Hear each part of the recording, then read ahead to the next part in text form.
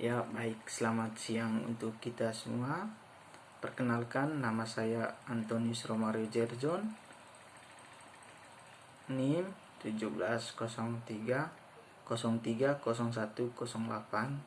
Kelas C, semester 6. Jurusan Sosiologi, Fakultas Ilmu Sosial dan Ilmu Politik. Baik, di sini saya akan menjelaskan tentang korupsi. Korupsi adalah tindakan yang mengambil keuntungan umum demi kepentingan pribadi. Dan korupsi juga melanggar hak dan norma yang berlaku di dalam kehidupan masyarakat.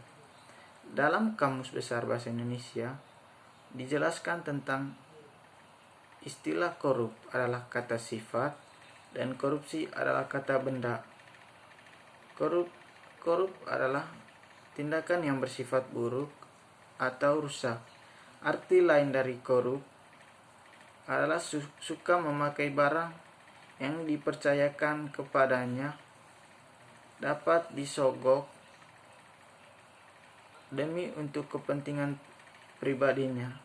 Mengkorup adalah merusak dan menyelewengkan barang milik perusahaan atau tempat dia bekerja.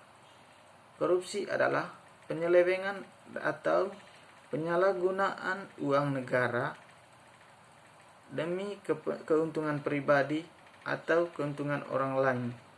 Mengkorupsi adalah menyelewengkan atau menggelapkan uang. Ini tercantum dalam Undang-Undang Nomor 31 Tahun 1999. Korupsi adalah tindakan setiap orang yang secara melawan hukum atau melakukan perbuatan memperkaya diri sendiri atau orang lain atau suatu korporasi yang dapat merugikan keuangan dalam suatu negara atau perekonomian negara tersebut. Korupsi juga bisa masuk di berbagai bidang seperti korupsi jelas menimbulkan dampak yang negatif. Di antaranya penyebab paling umum korupsi adalah pada lingkup politik, di mana dia menggunakan kekuasaannya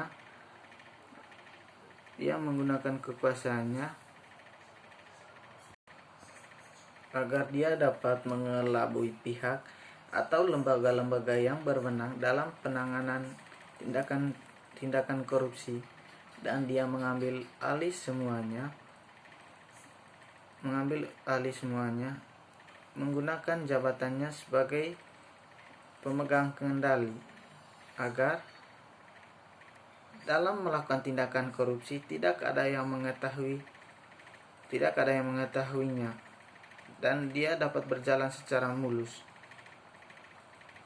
Dalam lingkungan ekonomi juga, korupsi dapat mempengaruhi dan menghambat pertumbuhan ekonomi serta mempengaruhi operasi bisnis, lapangan pekerjaan, dan investasi yang berjalan pada bidang ekonomi. Akibatnya, banyak terjadi kemiskinan yang terjadi di NTT karena tindakan korupsi yang dilakukan oleh para pejabat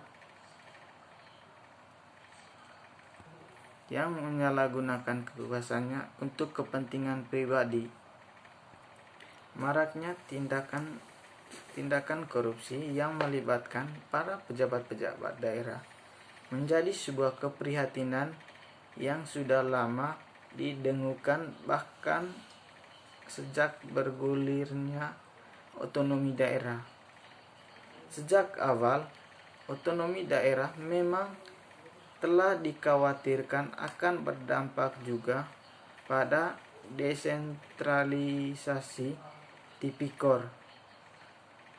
Hal ini terbukti di daerah banyak terjadinya tindakan korupsi yang melibatkan para pejabat daerah.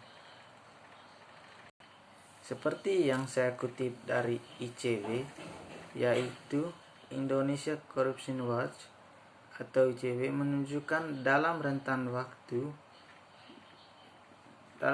tahun 2010 sampai 2015 jumlah kasus korupsi di Indonesia mencapai 3.042 kasus dengan 6.733 tersangka dan nilai kerugian negara sebesar 33.000 sekian miliar, sementara nilai suap sebesar 99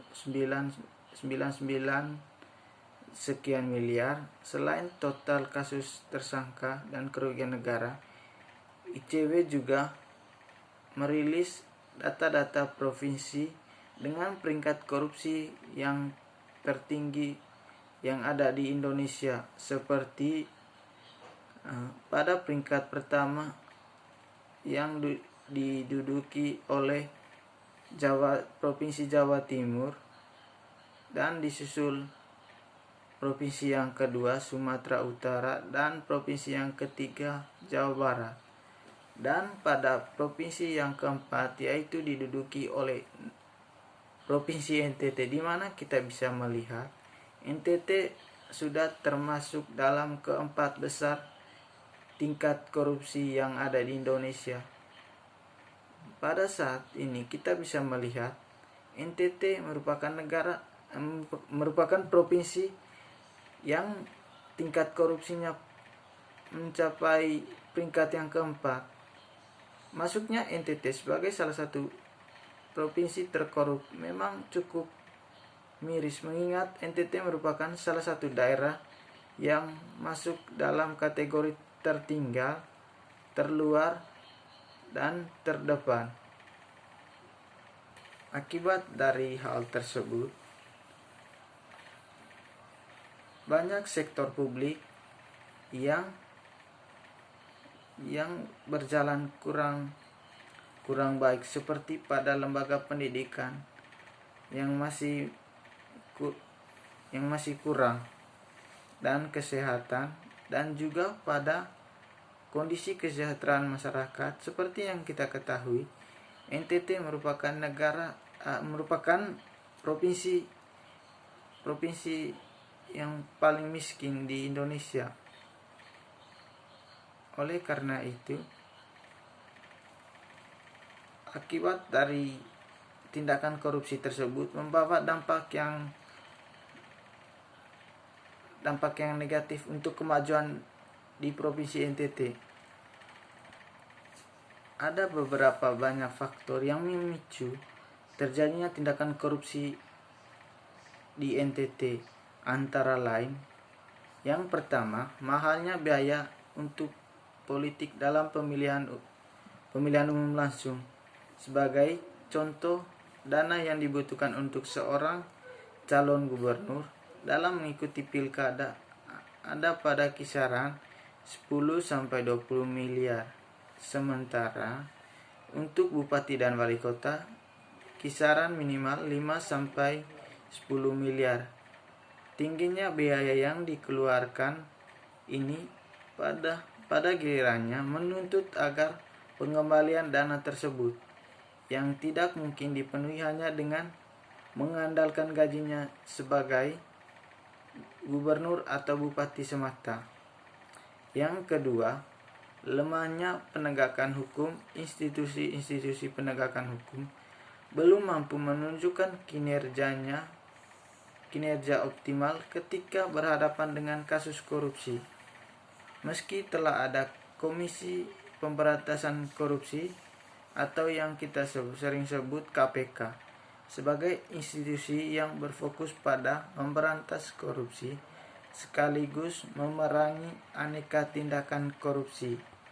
Akibatnya, orang melihat Komisi Pemberantasan Korupsi terkesan hanya beroperasi di Jakarta saja dan belum secara intens melebarkan sayapnya ke daerah, sehingga banyaknya kasus korupsi yang belum diketahui KPK yang terjadi di NTT dan lemahnya penegakan hukum berimbas pada tidak adanya efek jera yang dialami pelaku korupsi. Hal ini menyebabkan munculnya potensi pengulangan tindakan korupsi. Yang modus yang dilakukan adalah di mana sifat tamak merupakan sifat yang dimiliki manusia di setiap harinya.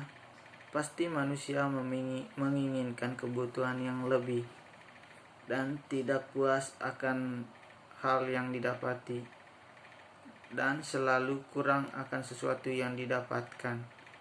Akhirnya muncullah sifat tamak ini di dalam diri seseorang untuk memiliki sesuatu yang lebih dengan cara melakukan tindakan korupsi seperti menerima suap.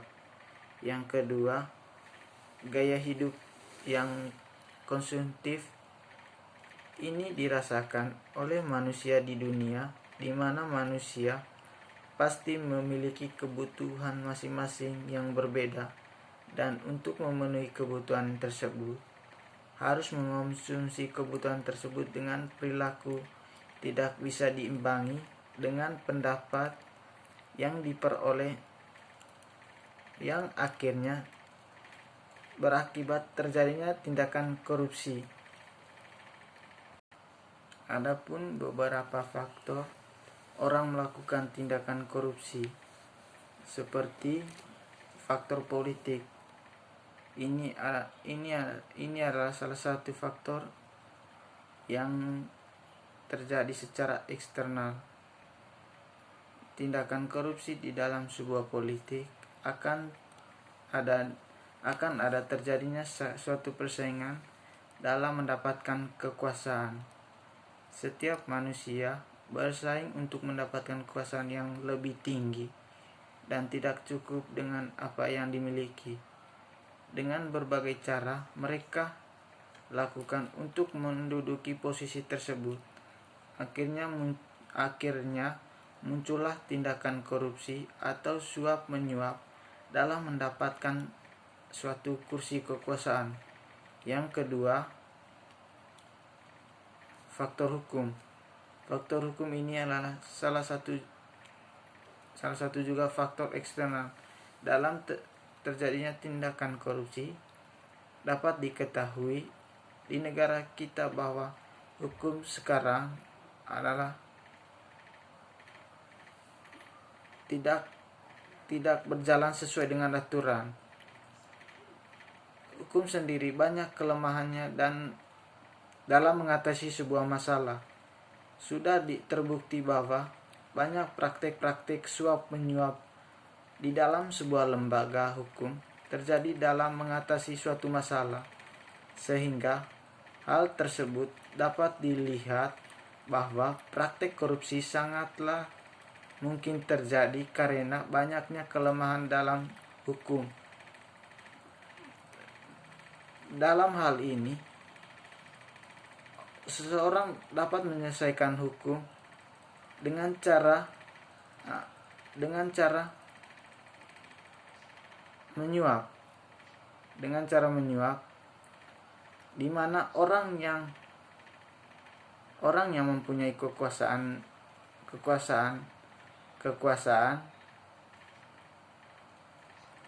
menyelesaikan sebuah masalah dengan menggunakan kekuasaannya. Faktor ekonomi, yang ketiga, faktor ekonomi juga berpengaruh dalam melakukan tindakan korupsi.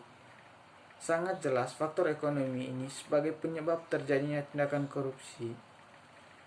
Manusia hidup pasti memerlukan kebutuhan sebagai keberlangsungan kehidupannya. Kebutuhan, apalagi dengan kebutuhan ekonomi, itu sangatlah penting bagi manusia. Bahkan pemimpin ataupun penguasa berkesempatan jika memiliki kekuasaan sangatlah ingin memenuhi kekayaannya dan tidak puas dengan apa yang dimiliki.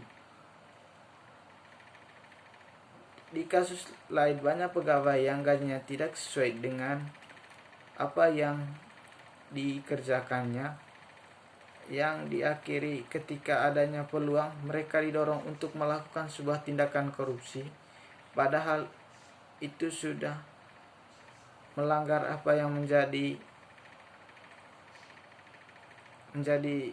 pekerjaannya. Yang keempat, faktor organisasi juga berperan penting dalam melakukan tindakan korupsi. Faktor organisasi ialah faktor yang eksternal dari penyebab terjadinya korupsi, di mana suatu tempat pasti ada sebuah organisasi yang berdiri. Biasanya tindakan korupsi juga terjadi dalam sebuah organisasi. Ini adalah kelemahan struktur organisasi atau aturan-aturan yang berlaku yang dinyatakan kurang baik. Kemudian, kurang adanya ketegasan dalam diri seorang pemimpin yang memiliki kekuasaan. Di dalam suatu struktur organisasi akan terjadi suatu tindakan korupsi jika di dalam struktur tersebut belum adanya kejujuran dan kesadaran diri dari setiap pengurus maupun anggota dari sebuah lembaga. Baik cara atau modus korupsi yang banyak dilakukan. Korupsi yang pertama, korupsi dengan modus komisi, pejabat, menteri, gubernur, bupati, dirjen, kadis, di direksi BUMN. Menerima yaitu dengan cara menerima setoran komisi yang jumlahnya bervariasi sesuai dengan kesepakatan awal 5-25% dari nilai proyek yang dikerjakan oleh pengusaha. Ini merupakan cara korupsi yang paling kuno, tapi masih modus korupsi yang karena mudah dilaksanakan dan tidak perlu memeras otak untuk melakukan tindakan korupsi. Yang kedua, korupsi dengan modus uang muka. Pejabat menerima uang muka dari proyek yang akan diajukan rencana proyeknya. Yang ketiga, korupsi dengan modus pembagian hasil. Pejabat pura-pura tanya sama pengusaha yang akan dimenangkan atau yang telah memenangkan suatu tender. Yang ketiga, korupsi dengan selisih margin. Yang keempat, korupsi dengan selisih margin. Pejabat sudah kaya pengusaha, dia sibuk kesana kemari cari info beberapa harga pokok si pengusaha.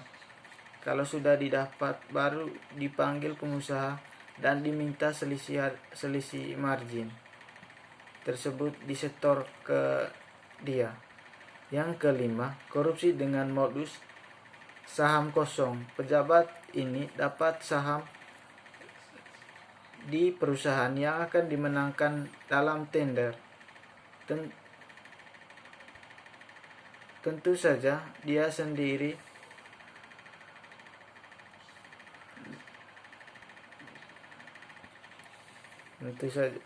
dia menggunakan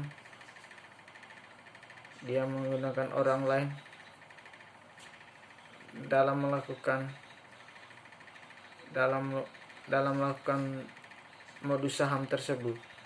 Yang keenam, korupsi dengan modus proyek fiktif yang transaksi secara fiktif. Pejabat ini nekat, dia yakin bisa kelabui semua instansi pengawas dan hukum agar proyek yang dikerjakan tidak ada sama sekali jika ada BPKP atau BPK yang mau periksa. Korupsi dengan modus menjual SK perizinan, konsesi dan sejenisnya. Pejabat ini tahu tanda tangan dia bernilai emas, maka dia menyalahgunakan kekuasaannya tersebut. Oleh karena itu, adapun upaya pemerintah agar tidak terjadinya tindakan korupsi, yaitu melakukan tindakan pemberantasan korupsi yang sudah menyasar pada lingkup masyarakat kecil, agar negara Indonesia tidak mengalami kemerosotan di berbagai aspek dan bidang karena dampak dari adanya tindakan korupsi ini sendiri.